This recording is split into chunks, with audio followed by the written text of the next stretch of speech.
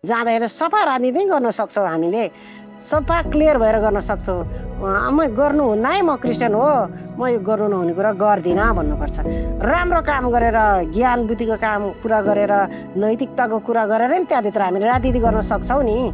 त्यसो पनि नहुने क्रिस्चियनहरू आफैले आफ्नो क्रिस्चियनलाई भोट दिँदैन, अनि अरूले चाहिँ कसले दिन्छ त त्यसलाई? कहिले पनि दिँदैन, त्यो झन् बेइज्जत मात्रै हो। त्यो एउटै पार्टी त्यसरी नै नहुने रहेछ मैले बुझेको। अब त्यो डराउने, सबै डराउने, क्रिस्चियन भन्नै डराउने, अनि बाहिर त्यो माग्नु अधिकार माग्नु पनि डराउने, राजनीतिमा जानै नहुने भन्ने। अनि साँच्चै त्यो अब विश्वासीहरू बिचरा जाँदैनन् नि, कतिजना त डराउँछन् नि बिचरा। जब क्रिस्चियन नै हो भन्दैन नि त्यहाँभित्र, त्यसपछि चाहिँ पुरै परीक्षा सुरु हुन्छ। क्रिस्चियन हो भन्दैन, अनि उनीहरूले कहाँ कहाँ लान्छ, अनि मूर्ति पूजा गरे के अरे के खानेकुराहरू प्रसादहरू खाऊ भन्छ।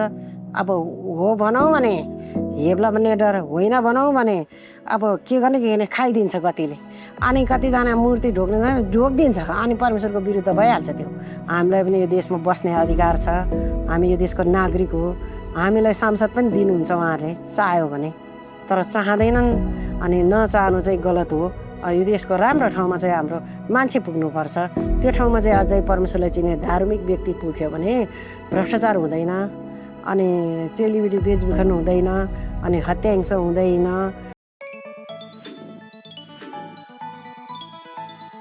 जय मसी, नमस्ते। फेरि पनि यहाँहरूलाई हाम्रो च्यानलमा स्वागत गर्न चाहन्छु। आज हाम्रो च्यानलमा, हाम्रो स्टुडियोमा हाम्रो रोजिना दिदी हुनुहुन्छ। दिदी, हजुरलाई हाम्रो च्यानलमा स्वागत छ।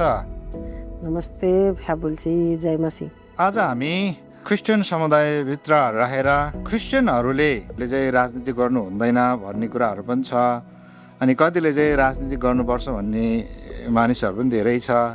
आज हामी यस विषयमा कुरा गर्नेछौँ। हजुरलाई के लाग्छ, आज नेपालको क्रिस्चियनहरू राजनीति गर्नु मिल्छ कि मिल्दैन? क्रिस्चियनहरूले राजनीति गर्नुलाई हुनु त कति पास्टरहरूले चाहिँ मिल्दैन भन्नुहुन्छ। पुरानो करारमा हेर्ने हो भने क्रिस्चियनहरूलाई राजनीति, देशको राजनीति चाहिँ क्रिस्चियनले नै गर्नुपर्ने भन्ने लाग्छ मलाई। देश नियन्त्रण गर्ने, देशलाई सम्हाल्ने, देशलाई बिगार्ने, यी सबै राजनीतिभित्रै पर्छ। त्यसैले यो सत्य मान्छे, साँचो मान्छे गएर राजनीति चाहिँ सत्य मान्छेले गर्नुपर्ने हुन्छ। सत्य चाहिँ परमेश्वरको डर भए बोक्नेहरू नै हुन्छ। आज कतिजनाले चाहिँ हजुरले पनि भन्नुभयो, मण्डलीको पास्टरहरूले चाहिँ राजनीति गर्नु मिल्दैन, अगुवाईहरूले राजनीति गर्नु मिल्दैन भन्ने कुराहरू पाउँछौँ। यसमा चाहिँ के छ त्यस्तो राजनीति गर्न नमिल्ने, के छ त्यस्तो? त्यो पनि उहाँहरूले भन्ने कर्तव्य पनि हो, र राजनीतिमा जाँदा धेरैजना बहकेर पुरै परमेश्वरदेखि अलग हुन सक्छ भनेर उहाँहरूले भन्ने कर्तव्य नै हो। राजनीति भनेको एउटा कस्तो खेल भएको छ भने अहिले संसारमा त्यो हत्या पनि गर्ने, हिंसा पनि गर्ने, बलात्कार पनि गर्ने, राजनीतिभित्रमा रिस उठेको र विपक्षलाई चाहिँ जति अपराध बोल्न पनि पछि नहट्ने भएको हुनाले त्यहाँभित्र पाप हुनसक्छ, अनि परीक्षामा पर्न सक्छ। अनि षड्यन्त्र गर्ने राजनीति विपक्षलाई भइसकेपछि अनि झुटो कुरा गर्ने, झुटो आरोप लाउने, अनि यस्तो गर्नुपर्छ भनेर पास्टर बुवाहरूले चाहिँ नजानु भनेको यो स्वाभाविक कुरा हो।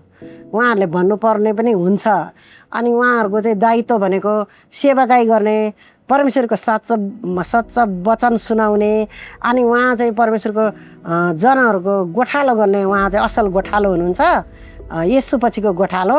त्यसकारण उहाँहरूले यो ठाउँमा जानुपर्छ, त्यो ठाउँमा जानुपर्छ भनेर यथार्थ कुरा दिल खोलेर भन्नुहुन्न। तर हामीले पनि बाइबल पढ्नुपर्छ, र हामीले पनि संसारलाई पनि विश्लेषण गर्नुपर्ने हुन्छ। अनि सबै कुरालाई विश्लेषण गर्नुपर्छ। एउटा मानव हो, परमेश्वरले दिनुभएको ज्ञान छ, बुद्धि छ, दिमाग छ। हामीले चलाउँदैनन् के, कसैले चलाउँदैन। मान्छेले जे भने त्यही हो भन्छन्। मान्छे धेरैजनाले जुन कुरा बोले त्यसैलाई हो भन्छन्। बहुमततिरै हुरुरुरु लाग्छन्, बुझ्दैन बुझी।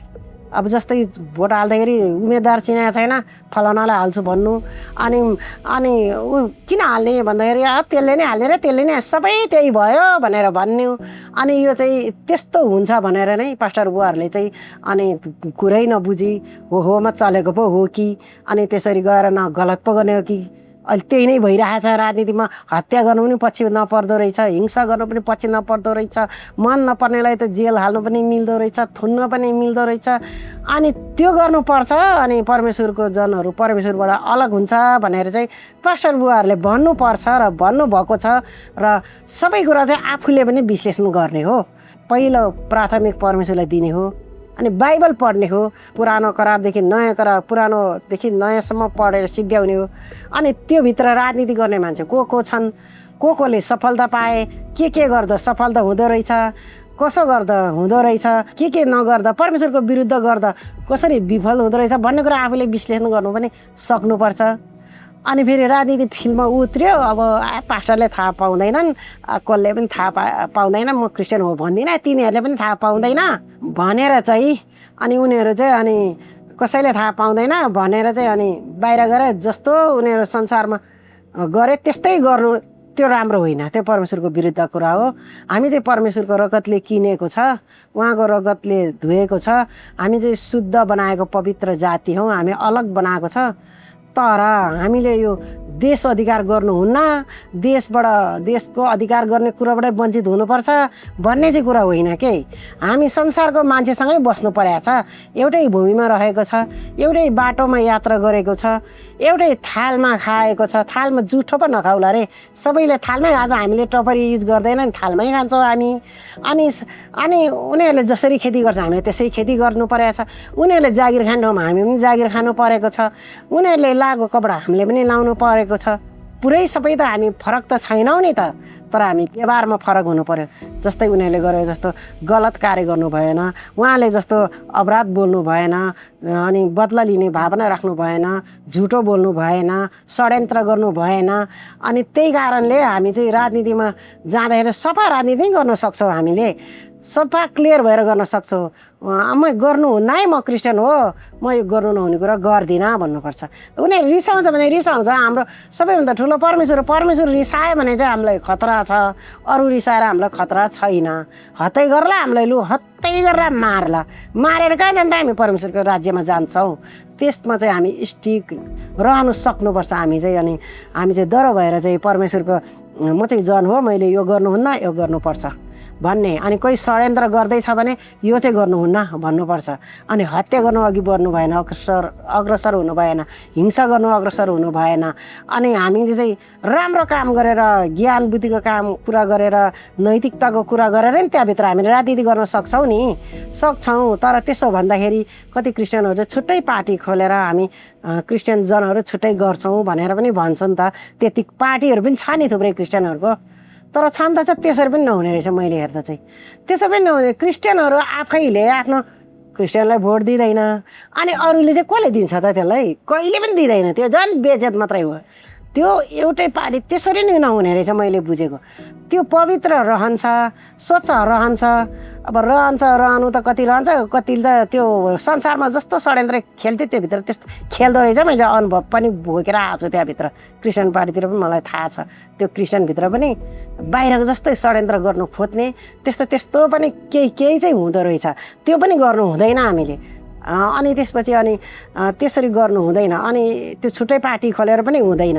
किन भन्दाखेरि अब त्यही ठाउँमा हामीले अहिले छुट्टै पार्टी खोलेर चाहिँ हामी चाहिँ छुट्टै त्यो राज्य स्थापना गर्ने हो र के? हामी नेपाल देश नभएर हामी चाहिँ स्वर्गै देशमा लग्छ र हामी चाहिँ अर्को जित्यो भने 1 नम्बरमा कसले भोट हाल्नु र जित्नु? 2 नम्बरमा हामीले त्यही निर्वाचन आयोगमै दर्ता गर्नु जानुपर्छ दल। अनि उम्मेदवार दर्ता पनि उनीहरूसँगै निर्वाचन आयोगमै गर्ने, दल पनि त्यही गर्ने। अनि जिते पनि यही संसारमा, यही समाजमा, यही वडामा, यही नगरमा जित्ने हो। अनि हाम्रो पछि हामी क्रिस्चियन हो भनेपछि हाम्रो सङ्ख्या त्यसै न्यून छ। अनि कसले दिन्छ भोट? अनि हाम्रो चाहिँ त्यसै परमेश्वरको बदनाम भइरहेछ छुट्टो पार्टी खोलेर। मैले भने चाहिँ राजनीति गर्ने इच्छा छ भने, म क्रिस्चियन हो भने स्वतन्त्र गर्नु मिल्ने नगर्ने, षड्यन्त्र नगर्ने, हुन्छ भने हुन्छ, हुँदैन भने हुँदैन, छोड्ने। किन भन्दाखेरि हामी जित्ने सांसदै भन्ने त्यही संविधान सभामै जाने हो। हामीले छुट्टै क्रिस्चियन भए पनि त्यही संविधान सभामै जाने हो। यही संसारको हाम्रो 3 करोड जनसङ्ख्याकै नेतृत्व गर्ने हो। अनि जसरी अब त्यो उनीहरूले जस्तो हामीले भ्रष्टाचार नगर्ने हो हाम्रो फरक भनेको, अत्याचार नगर्ने हो हामीले फरक भनेको, सम्मान कसैको जाति अनि धर्मको विभेद नगर्ने हो। अनि त्यो हो नि हाम्रो चाहिँ कुरा। अब उनीहरू चाहिँ जति जिते पनि जातिको विभेद पनि गर्दो रहेछ, धर्मको विभेद पनि गर्नु मिल्दो रहेछ। अनि उनीहरूको चाहिँ अब त्यो विभिन्न गरिबी पार्टी, धनी पार्टी, दुनियाँ हुन्छन् उनीहरूको पार्टी। हाम्रो चाहिँ त्यस्तो धनी गरिब नछुट्याउने मन हुनु पऱ्यो। हामीले त्यसै गरेर हामी छिर्नु पऱ्यो, त्यसै गरेर हामी उनीहरूसँग सहकार्य गर्दै गर्दै जाने बहुमतको रूपमा पुग्नु पऱ्यो। अनि हाम्रो पनि समाजको लागि हामीले पनि हाम्रो अधिकारभित्र पर्ने कुराहरू छुट्याउने, माग्ने, छुट्याउने भने छुट्टै जाने होइन, हाम्रो लागि पाउने जुनै राज्यबाट पाउने सेवा सुविधा अधिकार हामीले पनि प्राप्त गर्नु पर्यो नि त। अहिले क्रिस्चियनको चाहिँ तथ्याङ्क वास्तविक चाहिँ 50 लाख करोडौँ नाग्नु लागिसक्यो वास्तविक तथ्याङ्क। यहाँ सरकारले 5 लाख देखाएर 5 लाखको अधिकार छुट्याउनु पर्यो भने उनीहरूले त्यति मात्रै छुट्याउँछ। हामीलाई कति घाटा छ त? त्यसरी 5 लाख जनसङ्ख्या तिनीहरूले गरेर हुन्छ हामीलाई त्यसरी। अनि परमेश्वरको त्यो डर भोग्ने, खोला तर्ने अनि तिग्र काम्ने भनेको छ। क्रिस्चियन बन्ने, परमेश्वरको राज्यको सुसमाचार सुनाउने, अनि तथ्याङ्क 5 लाखमै सीमित रहने। हाम्रो चर्चमा कतिजनाले भन्छ नि, के अरे जति पनि जना मान्छेहरू छन् के भन्छ तथ्याङ्क विश्वास गर्न आउँछ, ती डाटाहरू सबै सङ्कलन गर्ने सबै ठुल्ठुलो चर्चहरू। अनि हामी यसरी छ, हाम्रो समाज यति छ, हामीलाई पनि यसरी चाहियो, सहयोग चाहियो, हामीलाई आयोग चाहियो, हामीलाई अधिकार चाहियो, हाम्रो पनि सांसद केही पुर्याउनु पऱ्यो, हाम्रो पक्षको बोल्ने कोही मान्छे नेतृत्व गर्नु पऱ्यो, तपाईँहरूले दिनु पऱ्यो भनेर भन्यो भने उनीहरूले मान्दैनन् त? मान्छ नि। अब त्यो डराउने, सबै डराउने, क्रिस्चियन भन्नै डराउने, अनि बाहिर त्यो माग्नु अधिकार माग्नु पनि डराउने, राजनीतिमा जानै नहुने भन्ने। अनि साँच्चै त्यो अब विश्वासीहरू बिचरा जाँदैनन् नि, कतिजना त डराउँछन् नि बिचरा। त्यो चाहिँ परमेश्वरलाई धन्यवाद, किनभने उनीहरू परमेश्वरको पास्टरले जे सिकायो त्यो कुरा मान्दाखेरि चाहिँ स्वर्गमा चाहिँ जान सक्छ। उहाँहरू चाहिँ सजिलैसँग जान्छ उहाँहरूको चाहिँ। तर कति कुराहरू चाहिँ चुनौती पनि हुन्छ परमेश्वर। हजुर पनि विगत लामो समयदेखि समाजसेवीमा हुनुहुन्छ, तपाईँ समाजसेवी गर्दै आइराख्नु भएको छ। अनि तपाईँ धेरै सङ्घ संस्था अथवा धेरै ठाउँमा तपाईँले समाजसेवी गरेको कुराहरू, राजनीतिक कुराहरू गरेको अथवा राजनीतिक क्षेत्रमा सेक्टरमा भएर काम गरेको कुराहरू हामीले थाहा छ तपाईँको विषयमा। हजुरले राजनीति गर्दाखेरि हजुर एउटा क्रिस्चियन बाट भएर जाँदाखेरि के चुनौतीहरू हुँदो रहेछ, के तपाईँलाई बेनिफिट भयो, अनि के चाहिँ गर्नु मिल्छ, के चाहिँ गर्नु मिल्दैन रहेछ, हजुरले अलिकति हजुरको विगतलाई सेयर गर्नुहोस् न। यसरी स्वीकारेर गयो भने हामी म क्रिस्चियन हो भनेर भन्यो भने सुसमाचार सुनाउनु मिल्छ, बेनिफिट त्यो हो। सुसमाचार सुनाउनु मिल्छ। कतिले भन न भनेर इच्छा गर्नेहरू हुन्छ, कतिलाई मान्छेले दर्शन देखेको कुराहरू पनि सुनाउँछु। मैले त त्यो भिडियोमा सेयर के भन्छ त्यो गरेर लान्थ्यो अनि सुनाउँथ्यो, देखाउँथ्यो, अनि सुसमाचारहरू सुनाउनु मिल्छ। जब क्रिस्चियन नै हो भन्दैन नि त्यहाँभित्र, त्यसपछि चाहिँ पुरै परीक्षा सुरु हुन्छ। क्रिस्चियन हो भन्दैन अनि उनीहरूले कहाँ लान्छ, अनि मूर्ति पूजा गरे के अरे के खानेकुराहरू प्रसादहरू खाऊ भन्छ। अब हो भनौँ भने हेब्ला भन्ने डर, होइन भनौँ भने अब के गर्ने खाइदिन्छ कतिले। अनि कतिजना मूर्ति ढोकिदिन्छ अनि परमेश्वरको विरुद्ध भइहाल्छ त्यो। अनि स्वीकार्यो भने गर्दैन, मैले मिल्दैन भने चाहिँ गर्नु पर्दैन, अनि खानु पर्दैन, अनि राम्रो कुरा खाने, अनि जस्तै पूजा गरेको सामानहरू नखाने, अनि त्यस्तै धेरै कुराहरू परीक्षाहरू आउँछ। क्रिस्चियन होइन त किन भन्नु पऱ्यो, हो भनेर जब स्वीकार गर्दैन नि त्यहाँभित्र उनीहरूले जे गरे त्यो गर्नै पर्ने हुन्छ। जब स्वीकार गरेर जान्छ अनि उनीहरूले अब भुलचुकले गर भन्यो भने म त क्रिस्चियन हो नि भनेपछि त समस्या हुँदैन, प्रब्लमै हुँदैन त्यहाँनिर। अनि चुप लाएर अनि गर्नु पर्दैन क्या हामीले, अनि भनेरै जाने अनि भनेरै गर्ने। तर 1-2जना गएर त हुँदैन त्यहाँ परमेश्वरको त्यो कुरा गर्नुलाई। जस्तै 1-2जनाले गर्ला, कति बहुमतले उनीहरूले अब त्यति कदर गर्दैन।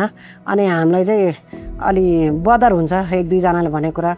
अलिक बहुसङ्ख्यामै अलिक केही सांसदहरू जानु सक्यो भने हामीले पनि पाउँछ नि यो देशको, हामीलाई पनि यो देशमा बस्ने अधिकार छ, हामी यो देशको नागरिक हो, हामीलाई सांसद पनि दिनुहुन्छ उहाँहरूले चाह्यो भने। तर चाहँदैनन्, अनि नचाहनु चाहिँ गलत हो। यो देशको राम्रो ठाउँमा चाहिँ हाम्रो मान्छे पुग्नुपर्छ।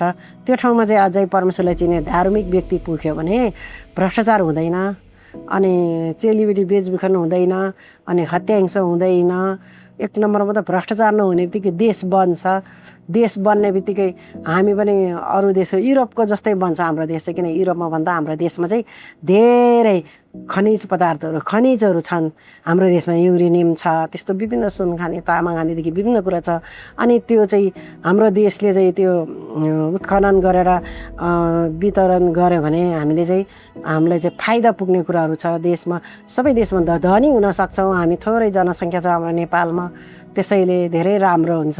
अनि हामी राजनीतिबाट अलग बस्यो भने चाहिँ हामीले पाउनुपर्ने कुनै पनि सेवा सुविधा पनि पाउँदैन। हामीलाई सधैँ शोषण गर्छ, दमन गर्छ, हामीलाई दमनमै राख्छ। हामी चाहिँ हाम्रो हातखुट्टा बाँधेर राखे जस्तो छ के हामी। क्रिस्चियन त हो यो देशमा हाम्रो अधिकार छैन नि। क्रिस्चियन त हो हामीलाई दोस्रो दर्जामा हेरेको छ नि त। दोस्रो के तेस्रो चौथो लास्टै दर्जाको जनसङ्ख्या भनेर हामीलाई यिनीहरूले मान्दछ। त्यसै हामी क्रिस्चियन भने राजनीति चेतना हुनुपर्छ, राजनीति चेतना हुनुपर्छ। अनि अब सबै जानुपर्छ भन्ने कुरा होइन। सबैले त्यो जाने भनेर त्यो बिना अनुभवमा जानु पनि हुँदैन। र अलि स्ट्रङ मान्छे, अलिकति सचेत मान्छे, बोल्नु सक्ने, अलिकति उत्यो गर्नु सक्ने, आफ्नो पहिचान लुकाउन नसक्ने, नलुकाउने त्यस्तो खालको मान्छे जानु सक्नुपर्छ। हाम्रो पहिचान त देखाउन जाने हो, हाम्रो पहिचानलाई त स्थापित गर्न जाने हो। अनि त्यहाँ गएर क्रिस्चियनै हो नभन्ने सांसद चाहिँ बनेर के काम त्यो परमेश्वरको पक्षमा केही पनि हुँदैन, त्यसले केही पनि टेवा पुग्दैन। त्यसैले खुलेरै जाने हो।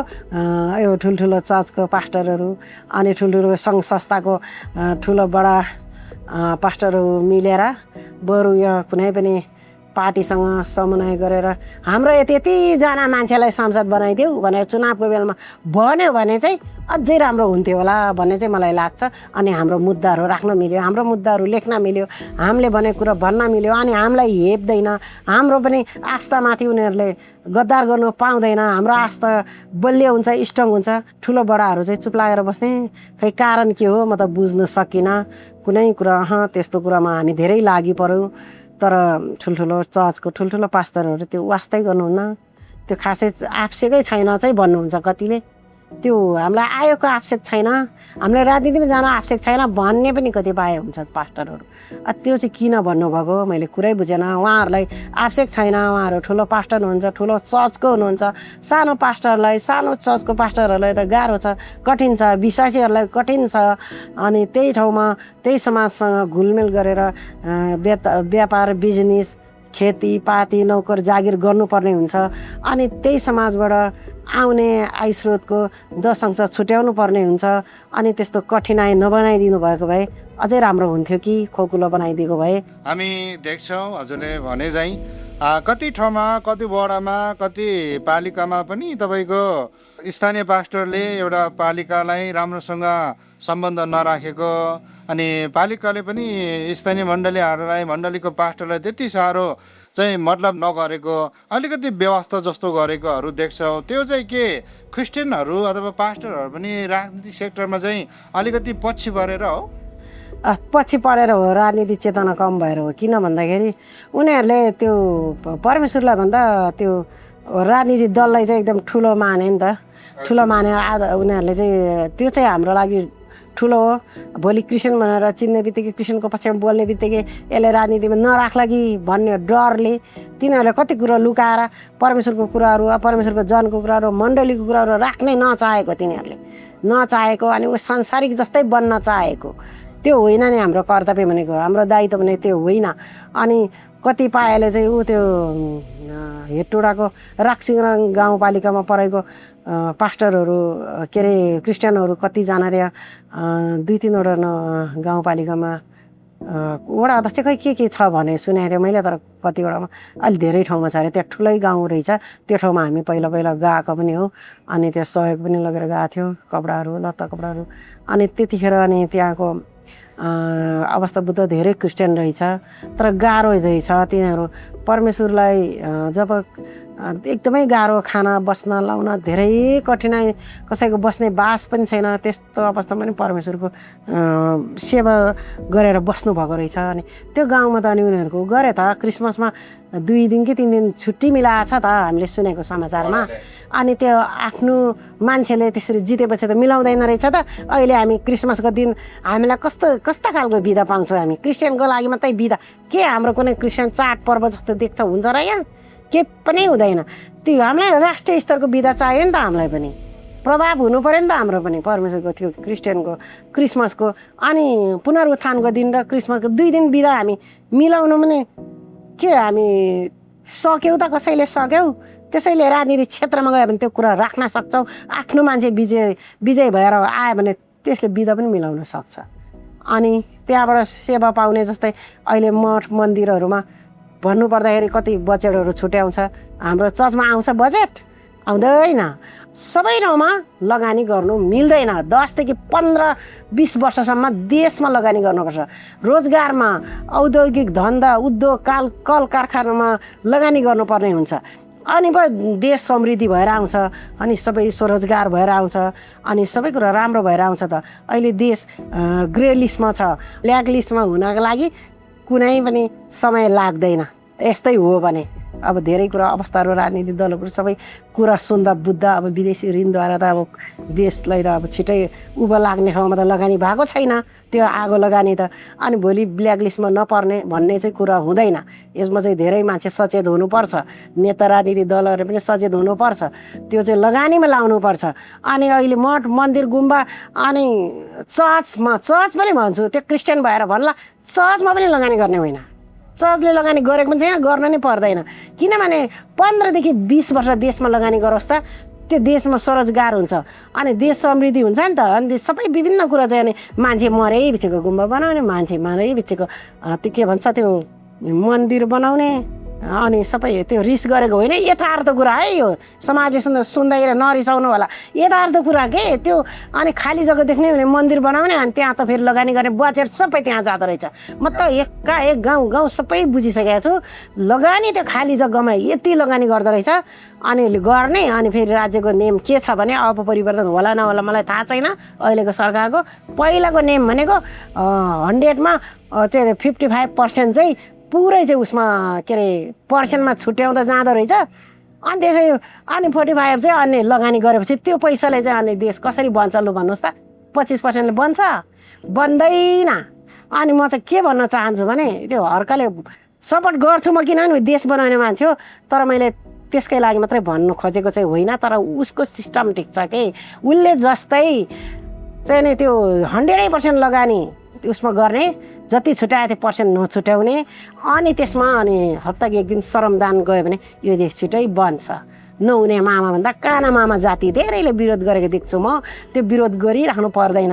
नहुने मामाभन्दा काना मामा जाति हो। किनभने उसले हप्ताको 1 दिन भएन श्रमदानमा देशमा जनतालाई खटाएको छ नि त उसको पक्षमा गएकोहरूलाई। त्यो गर्नुपर्छ, गर्नै पर्छ। त्यो देशको अवस्थाको लागि सुधार्नको लागि भने गर्नै पर्छ त्यो चाहिँ। अनि जुनै पार्टीले गर्दा हुन्छ। मैले हर्कलाई मात्रै भन्नु खोजेको हर्क साम्बाङको मात्रै होइन, चाहे हाम्रो चाहिँ नि राजसभाको होस् चाहे काङ्ग्रेस एमाले जोसुकै होस्, सबै अब अल्छी भएर हुँदैन। सबै जाँगरी भएर जोसिरो भएर सबै उठ्नु पर्यो, देश बनाउनु पर्यो। अब पर्सेन्ट खाने, कमिसन खाने यो बन्द गर्नु पर्यो। अब 100मा 25% लगानी भएपछि देश कहिले बन्छ ल भन्नुहोस् त? अनि त्यो 25% पनि मठ मन्दिर गुम्बा पार्टी अनि त्यो बनाएर हुन्छ? बाटो बनाउने, के अरे बत्ती हाल्ने, गाउँमा चाहिँ नि त्यो उद्योग धन्दाहरू खोल्ने अनि रोजगार दिने, त्यस्तो गरे पो देश बन्नु त नि। अनि त्यस्तो धेरै कुराहरू देखिन्छु म। हजुरले पनि यो राजनीतिक सेक्टरमा धेरै लामो समय काम गर्नुभयो। अहिलेको जेनेरेसनका केही क्रिस्चियन युवाहरू पनि राजनीतिक सेक्टरमा छिरिरहेको छ। संसद भवनभित्र पनि धेरैजना क्रिस्चियनहरू हुनुहुन्छ। अनि अहिले जतिजना चाहिँ राजनीतिक क्षेत्रमा छिर्दै गर्दाखेरि, प्रवेश गर्दाखेरि उहाँहरूले चाहिँ के कुरा अपनाउनु पर्छ? उहाँहरूले पनि आफ्नो पहिचानलाई भुल्नु हुँदैन, नम्बर 1। अनि अर्को कुरा अब त्यहाँ अब पार्टीको हुइपमा बस्नुपर्ने हुन्छ। अनि त्यो पार्टीको हुइपमा सबै कुरामा बस्नुपर्छ भन्ने कुरा हुँदैन। अनि हामीलाई आवश्यकता हाम्रो जुन समुदायबाट गयो त्यो समुदायलाई भुल्नु हुँदैन। अनि जुन समुदायबाट पीडित छ, हामी पीडित नै छौँ क्रिस्चियनहरू। पीडित भएको कारणले अनि हाम्रो उन्मुखका लागि पनि राजनीति हिसाबमा उन्मुखका लागि भए पनि केही कुरा राख्नुपर्ने हुन्छ, सचेत भएर जानुपर्ने हुन्छ। त्यो राजनीतिमा गयो भनेर परमेश्वरदेखि अलग हुनु हुँदैन। परमेश्वरलाई पुकारेर परमेश्वरको प्रार्थनासहित जाने अनि परमेश्वरको जनको पक्षमा पनि बोल्ने। जस्तै खुसबु ओलीले आफ्नो धर्मको बारेमा राख्छ, हर्क साम्पाङले आफ्नो विकासको बारेमा राख्छन्। विभिन्न कुरोको सबै अब एउटा शिक्षक जसरी नै उहाँ त प्रस्तुत हुनुभएको छ। अनि विभिन्न आफ्नो आफ्नो जातिको बारेमा राख्छ कसैले। त्यस्तै गरेर जब क्रिस्चियन गएकोहरूले पनि परमेश्वरको जनको बारेमा, परमेश्वरको एउटा समुदायको बारेमा पनि राख्नु जरुरी छ भन्ने मलाई लाग्छ। अहिलेको यो अवस्था चाहिँ एउटा सामाजिक काम गर्नुपर्ने क्रिस्चियनहरूको एउटा जिम्मेवारी पनि हो, एउटा दायित्व पनि हो। हजुरलाई कस्तो लाग्छ क्रिस्चियन मण्डलीभित्रबाट, क्रिस्चियन समुदायभित्र कस्तो युवतीले कस्तोले चाहिँ राजनीति गर्न मिल्छ? एउटा परमेश्वरले आफ्नो आफ्नो विषय छुट्याएको हुन्छ र उहाँहरूले एउटा समाज सम्बन्धी पढ्ने, समाजशास्त्र पढ्ने, यस्तै अब के भन्छ राजनीति शास्त्र पढ्नेहरू धेरैजना हुनुहुनेहरू अनि बुझ्नेहरू। अनि एउटा राजनीति सेवकाई भन्नाले मतलब पास्टर भएर अभिषेक गरेछ नि, चर्च चलाउने जिम्मा ल्याएछ नि, त्यो उनीहरूले चाहिँ नगर्दा हुन्छ जस्तो लाग्छ मलाई। उहाँहरू चाहिँ परमेश्वरकै लागि खटाउनु भएको हो। उहाँहरूले चाहिँ कतिपय पास्टरहरू यता पनि खट्ने उता पनि खट्ने, दुईतिर खटेको दुईटै पाइला दुईवटा डुङ्गामा राखे जस्तो देख्छु मैले। त्यसरी चाहिँ नजानु राम्रो हुन्छ। पास्टर अभिषेक गर्नेले पास्टरै गर्नुपर्छ। अनि जब त्यहाँभित्र सबै पास्टर हुँदैनन्, कतिजना विभिन्न किसिमका पत्रकारदेखि समाजसेवादेखि हरेक विभिन्न युवकहरू हुन्छन्। जस्तै अब राजनीति शास्त्र पढ्नेहरू हुन्छ, समाजशास्त्र पढ्नेहरू, मानव शास्त्र पढ्नेहरू, यस्तोहरू अनि बुझेकोहरू अलिक खुबी जान्ने बुझ्ने अलि परमेश्वरमा डरो भएकोहरूले जाँदा गर्दा हुन्छ। यो सबै विषय परमेश्वरले नै छुट्याएको हुन्छ। यो अब कहाँ योग्य जुन विषयमा योग्य छ त्यो परमेश्वरले छुट्याएको हुन्छ। मैले त्यही भन्ने चाहिँ हजुरले भनेअनुसार चाहिँ अलिकति देशप्रति प्रेम गर्ने, अलिकति समाजलाई बुझ्ने खालको अनि मण्डलीको सेवा सँगसँगै समाजको सेवा पनि गर्ने खालको व्यक्तिहरू चाहिँ राजनीतिक सेक्टरमा प्रवेश गर्दा बेस्ट हुन्छ। समाजसेवा गर्ने त राजनीतिक सेक्टरमा जानु एकदम राम्रो कुरा हो। त्यो समाजको र राजनीतिको एउटै सेवा हो। तर त्यहाँ गएर मान्छे कतिपय चाहिँ अब राजनीति भनेर बेग्लै अलि भित्र कुटनीति गर्न थाल्छ, त्यस्तो चाहिँ होइन। समाजसेवा गर्ने मान्छेको समाजसेवा नै हो, त्यहाँ गएर समाजसेवा नै काम गर्नुपर्छ। गरेको केही त्यस्तो युवाहरू जानुपर्छ देशको लागि, देश प्रेमीहरू। देशको माया नगर्ने त सायद क्रिस्चियनहरू कोही पनि छैन होला। देशको साह्रै माया लाग्छ मलाई आफै। म पहिला एकतालि इन्डिया गएको थिएँ। अनि त्यहाँ गएको थियो अनि 45 दिन म न्यू दिल्लीमा बसेँ अनि विश्वासी कहीँ बसेँ। अनि त्यसपछि फर्केर त्यति दिन बसेँ। त्यति दिन जेल बस्दाखेरि कहिले पनि त्यो ठाउँमा एक सेकेन्ड पनि बत्ती गएन, एक सेकेन्ड पनि गएन। जब हाम्रो देशमा सिमानामा आयो, सिमानामा आउने बित्तिकै अनि मैले हाम्रो सिमानामा रोकेर केही चिसो खानु पऱ्यो भनेर चिसो मागेको। चिसो त छैन, हाम्रो त बत्ती लाइनै आउँदैन। त्यतिखेर 18 घन्टा लाइन लोड सेडिङ थियो।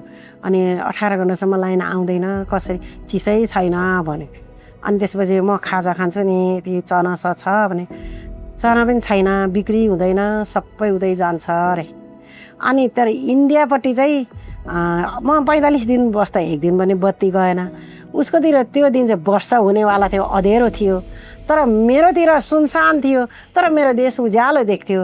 म एकदम धेरै रुएँ। म त्यहाँ आएर हे प्रभु मेरो देश किन यस्तो भयो, को चाहिँ राम्रो राष्ट्रनायक जन्मेला भने प्रार्थना गर्दै म धेरै रुँदै आएँ। धेरै आफ्नो देशको भूमिहरू हेरेँ, अरूको चाहिँ सजावट बनावट रहेछ, हाम्रो चाहिँ नेचुरल एकदमै ब्युटी थियो। हे प्रभु यो देशलाई को आउला असल मान्छे भनेर मैले धेरैपल्ट परमेश्वरमा प्रार्थना गरेर पनि रुएँ। अनि त्यसरी अर्काको देश त्यस्तो छ, हाम्रोभन्दा भारत कति गुणा विकसित भएको छ। अनि हामीभन्दा पहिला हाम्रो राजा महेन्द्रको पालतिर युकेलाई सहयोग गर्ने, दक्षिण कोरियालाई सहयोग गर्ने देश हामी पनि एउटा त्यतिखेर ठिकै रहेछन् ती खानदान राजा। अनि अहिले त्यो देश अहिले विश्वबाट अहिले सहयोग मागेर खाने देश भएको छ हामी। अनि हाम्रो देश बनाउन आवश्यक छ परमेश्वरको ज्ञान बुझ्ने अनि संसारको सबै कुरा यथार्थ समाजसेवा बुझ्ने युवाहरू राजनीतिमा लाग्दा मलाई गलत हुन्छ जस्तो चाहिँ लाग्दैन। वास्तवमा तपाईँले राजनीतिमा किन छिर्नुपर्छ अथवा राजनीतिमा छिर्नुहुन्छ कि हुँदैन अथवा किन छिर्नुपर्छ, हजुरले यो दुईवटा शब्दमा टुङ्ग्याइदिनुहोस्। भने राजनीतिमा परमेश्वरमा रहेर असल काम गर्ने, असल स्वच्छ मन लिएर छिर्न राम्रो हुन्छ, जानु ठिक छ। अनि अर्को कुरा चाहिँ किन छिर्नुपर्छ भन्दाखेरि यो देशमा धेरै गरिबहरू छन्, परमेश्वरले गरिबहरूको नै सेवा गर्नुभएको छ। मलाई कुनै बेला भोको थियो तिमीले मलाई खुवायौ, म नाङ्गो थियो तिमीले पहिरायौ, म जेलमा थिएँ तिमीले मलाई भेट्न आयौ। त्यतिखेर त्यो भन्नुको अर्थ नै परमेश्वरको जनले, क्रिस्चियनले यो देशको राज्य चलाएर ती भोको नाङ्गो गरिबी धेरै पर्सेन्टहरू चाहिँ गरिबीमा डुबेको छ। कतिजना खाना के अरे यहाँ एक छ खाना व्यवस्था नभएर बालबालिका छोडेर महिलाहरू विदेशीमा परेको छ। अनि विदेशीको हत्या हिंसा सहेर आउनु परेको छ, कति फर्केर आउँदैनन्, बक्सामा लास आउँछन्। हाम्रै देश समृद्धि भयो भने, हाम्रै देशमा यो गरिबी यहाँ राम्रो नेताले राम्रोसँग यो देश चलायो भने हाम्रो देशमै अनि त्यो गरिबीहरू सबै समृद्धि धनी बन्नेछ अनि सुख पाउनेछ। अनि हाम्रो सेवा भनेको गरिबीलाई उठाउने हो अनि पीडामा पर्नेहरूलाई उद्धार गर्ने हो, उनीहरूलाई न्याय गरिदिने हो, अन्यायमा पर्नेहरूलाई न्याय गर्ने हो। त्यसैले हाम्रो आवश्यक छ, जरुरी छ, एकदमै गरिबीको भावना बुझ्ने, देशको समस्या बुझ्ने मान्छे चाहिँ त्यहाँ जानु चाहिँ आवश्यक छ।